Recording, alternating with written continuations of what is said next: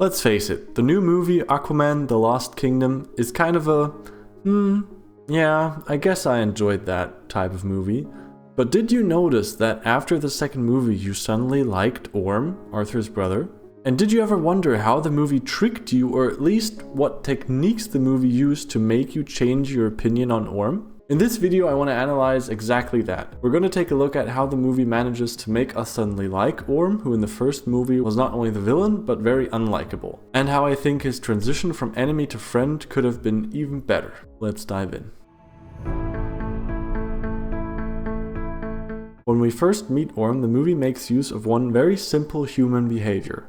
We can't help but feel sorry for the weak and suffering. So they show us Orm in exactly that state. When seeing this once strong and proud king of Atlantis now rotting away in this desert prison, we feel at least a bit sorry for him. Knowing that his natural habitat is the ocean, and here he is just barely given enough water to not die, he isn't just waiting in this prison, he's in a constant form of suffering. So that's the first step of his redemption arc. We first feel sorry for him. My favorite part in this prison is actually that he doesn't want to escape. He wants to honor the agreement by staying in prison and thereby ensuring peace. You cannot break me out. There's a treaty with the Fisherman Kingdom. This is a very selfless sacrifice Orm makes to protect Atlantis, showing his priorities and loyalty. Seeing that Arthur literally has to convince Orm to try and break out of prison by letting him know that he needs him to save the world, not only gives him and Arthur a shared goal which forces them to work together, but also earns Orm a great deal of respect. Come on, Castaway.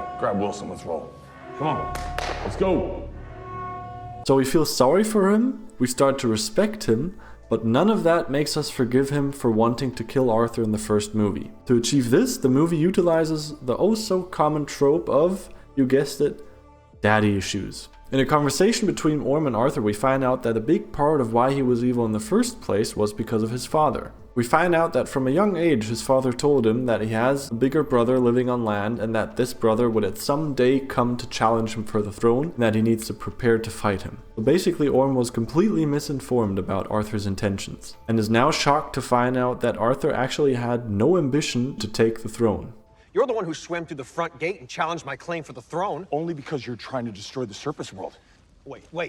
You took my throne and you don't even want it? Are you kidding me?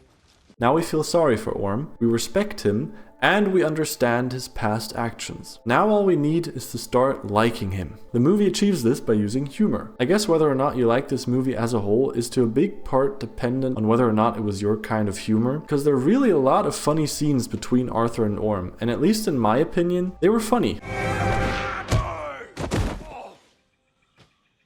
Got any more krill-brained ideas? I really like Jason Momoa, and the scenes between him and Orm really made me laugh. And of course, with every funny scene, we start to like Orm more and more. What the hell are you doing?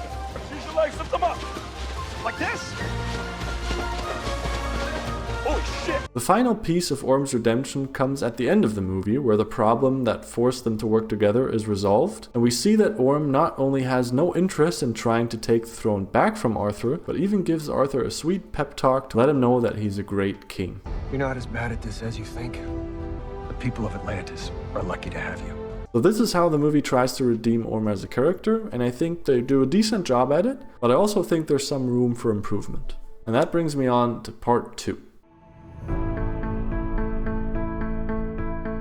I have to admit, Aquaman 2 doesn't have the best starting point for Orm's transition, because the first movie stopped at a point where the conflict between Orm and Arthur was like 80% resolved. They had a big fight, Arthur rescued their mother, which was a big part of why Orm hated Arthur in the first place. So the first movie ended at a point where the remaining 20% of their conflict could probably be resolved by having a chat. When you're ready, let's talk. The challenging part about this for the second movie is that you don't want to start their conflict with a chat. You want to build on the intensity of the first movie, and that's not easy to do. So first of all, I commend the filmmakers for not starting the second movie with their conflict already being resolved, but actually trying to earn Orm's redemption. For the reasons I mentioned earlier, I really like the idea of Orm being in prison, with the audience seeing him suffer and being vulnerable yet honorable. What I would change is what happens after their escape. Because what I don't think is done so well is that after their escape, yes, the movie tells me that they still don't like each other, that Orm doesn't see Arthur as a brother, and they also use Orm's villain theme from the first movie. Oh, I'm well aware. But I don't know about you, they already seem pretty chill to me.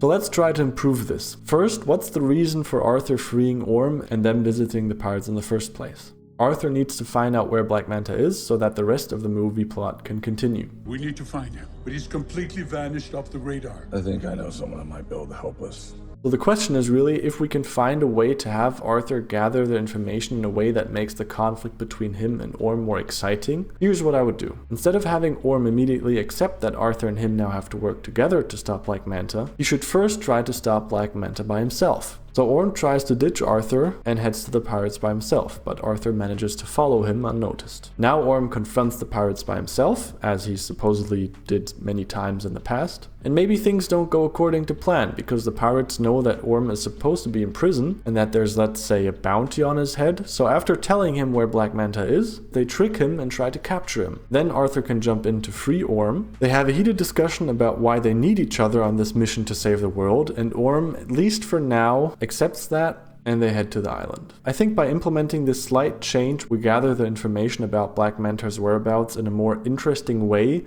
making the dynamic between Orm and Arthur more intense and still being unsure if we can truly trust Orm. We can conduct reconnaissance in the meantime. Yeah, look, Loki, I'm not asking for your advice on this. The second thing that I think could be improved with Orm's transition from villain to friend is that they should have resolved the conflict earlier and then have Orm be funny afterwards. Having Arthur and the audience unsure if Orm is actually a friend is exciting, so definitely keep that in. But the problem arises when the audience already started to like Orm for his humor and the funny dynamic between him and Arthur.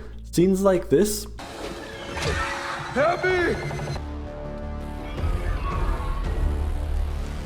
they just don't really work anymore. So cut that weird part where the audience already knows that the movie isn't gonna make Orm evil again, and instead add a similar scene earlier in their conflict before you introduce the humor. The island with the dangerous mutated animals could have been used for such a scene. It even could have been almost the exact same scenario. For example, Arthur and Orm are running from some dangerous mutated animal. They reach a dead end, and then to spice things up a bit, the animal almost grabs a hold of Orm, but Arthur knocks the animal away, thereby reaffirming that Arthur doesn't hesitate to save Orm, even if it means risking his own life. Now Orm has a head start and can climb up the mountain first. Arthur follows him, but the animal grabs a hold of Arthur, and now you can play the same scene where it first seems like Orm would leave Arthur behind, and because we are still very early into their conflict, Arthur and the audience actually believes, or at least fears, that Orm is actually still evil. But then he comes back and saves Arthur. I think this scene would work especially great with the first change I mentioned, because there we really emphasize that Orm doesn't want to work with Arthur, and in the second scene he would have the chance to finally get rid of Arthur, but doesn't. From this point on, the audience can start to trust Orm, and then the movie can introduce the humor. Good job, little brother. High five. No. All right, good job. The humor that, as I said, I really enjoyed. So it's really just some subtle changes that would improve Orm's transition for me. So that's my take on Orm's redemption arc and how I think it could be improved. How would you have improved it? Or are you perfectly happy the way it was? Please let me know your thoughts in the comments below, and I'll see you in the next one.